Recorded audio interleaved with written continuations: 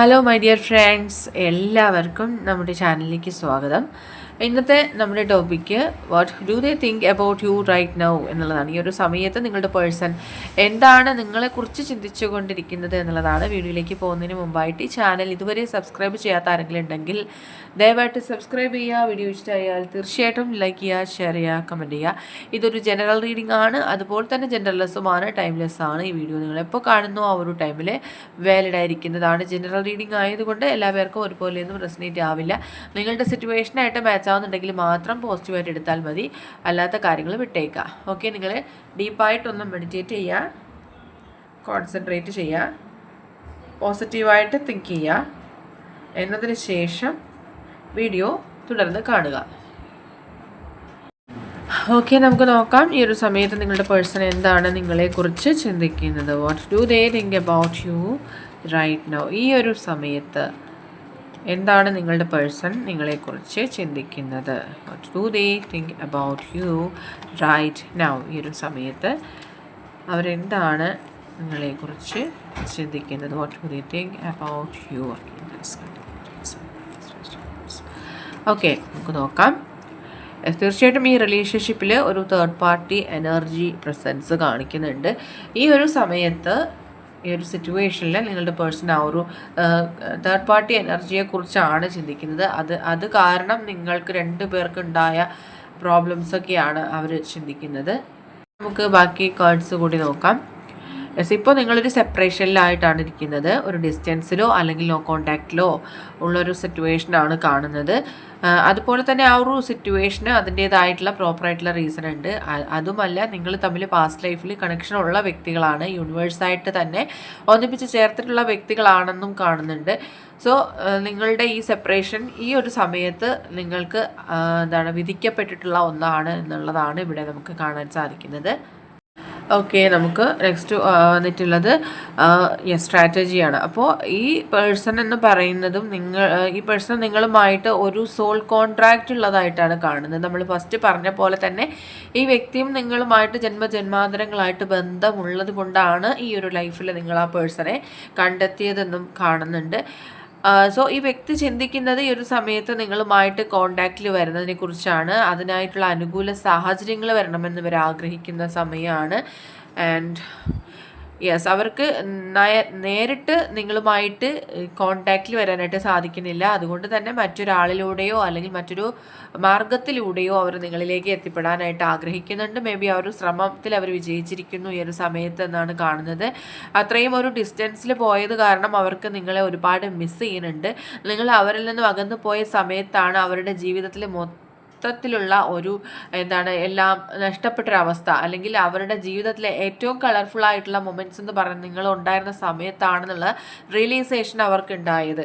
Okay, and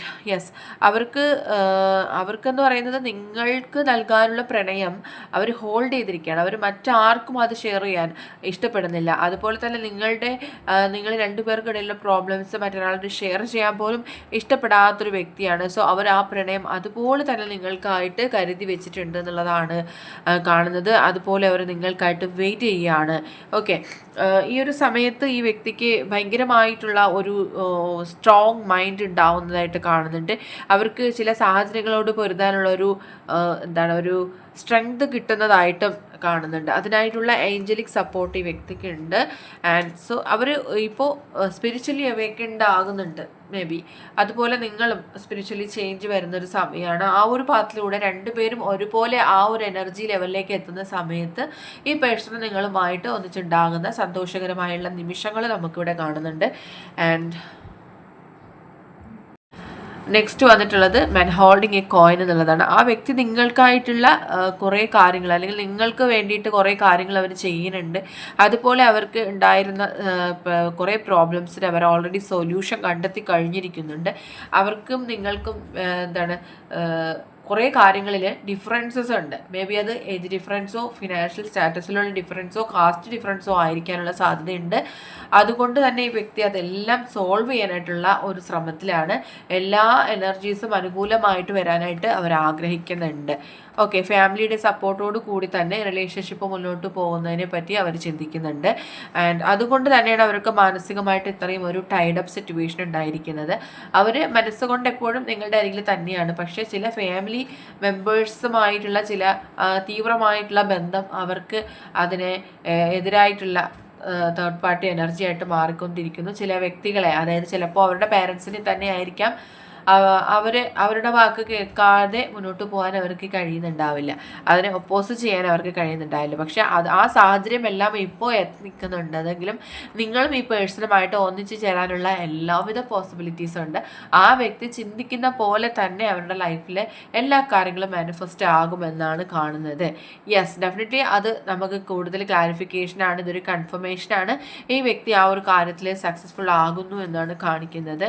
and ഈ ഒരു broken heart situation ഇവിടെ കാണുന്നത് ഈ ഒരു നോ കോണ്ടാക്ട് സിറ്റുവേഷനെയാണ് സൂചിപ്പിക്കുന്നത്. ഈ നോ കോണ്ടാക്ട് സിറ്റുവേഷൻ അവർക്ക് അത്രയും ഹൃദയം താർക്കുന്ന വേദന കൊടുക്കുന്നു എന്ന് മാത്രമാണ് ഇവിടെ വ്യക്തമാവുന്നത്. ആൻഡ് നെക്സ്റ്റ് വന്നിരിക്കുന്നത് ഈ വ്യക്തി ഒറ്റയ്ക്കാണ്, ഒറ്റപ്പെട്ടുള്ള ലൈഫിലൂടെയാണ് ഇപ്പോൾ പോകുന്നത്. അതായത് നിങ്ങളുമായിട്ടുള്ള സെപ്പറേഷൻ അവരെ എത്രത്തോളം അവരുടെ ലൈഫിനെ എല്ലാ ശൂന്യതയിലേക്ക് എത്തിച്ചിരിക്കുന്നതായിട്ട് അവർക്ക് ഫീൽ ആവുന്നുണ്ട്. ആ ഒരു സമയത്ത് പോലും അവർ നിങ്ങളെ ഡീപ്പായിട്ട് പ്രണയിക്കുന്നുണ്ട്, നിങ്ങൾക്കായിട്ടുള്ള പ്രണയം ഹോൾഡ് ചെയ്യുന്നുണ്ട്. അവർ നിങ്ങളറിയാതെ നിങ്ങളെക്കുറിച്ച് ചിന്തിക്കുന്നുണ്ട്, നിങ്ങളുടെ ഫോട്ടോസ് വാച്ച് ചെയ്യുന്നുണ്ട്, സോഷ്യൽ മീഡിയയിൽ നിങ്ങളെ ഫോളോ ചെയ്യുന്നുണ്ട്. നിങ്ങളെ എത്രത്തോളം നിങ്ങൾ ആഗ്രഹിക്കുന്നതിനേക്കാളും ഏറെ സ്നേഹം അവർ നിങ്ങൾക്കായിട്ട് കരുതി വെച്ചിരിക്കുന്നു. നിങ്ങളെ കെയർ ചെയ്യാൻ അവർ ഇഷ്ടപ്പെടുന്നു. ഓക്കെ, ആൻഡ് ഒരു ഇൻസെക്യൂരിറ്റി കാണുന്നത് അവരുടെ ലൈഫിൽ തന്നെ ഒരു ബാലൻസ് ഇല്ലാത്ത പോലെയുള്ളൊരു സിറ്റുവേഷൻ ഉണ്ട് ഇപ്പോൾ. അത് ഫിനാൻഷ്യലി ഉള്ള പ്രശ്നമായിരിക്കാം, അതുമല്ലെങ്കിൽ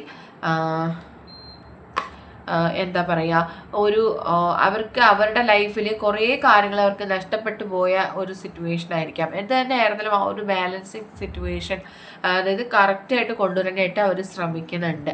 ഈ ഒരു നോ കോണ്ടാക്ട് സിറ്റുവേഷൻ അവരുടെ ലൈഫിനെ തന്നെ പല രീതിയിൽ ബാധിച്ചിരിക്കുന്നു എന്ന് നമുക്ക് മനസ്സിലാക്കാം. ആൻഡ് യെസ്, നിങ്ങൾക്കും ഈ റിലേഷൻഷിപ്പ് മുന്നോട്ട് കൊണ്ടുപോകുന്നതിൽ ഒരുപാട് തടസ്സങ്ങൾ ഉള്ളതായിട്ട് കാണുന്നുണ്ട്.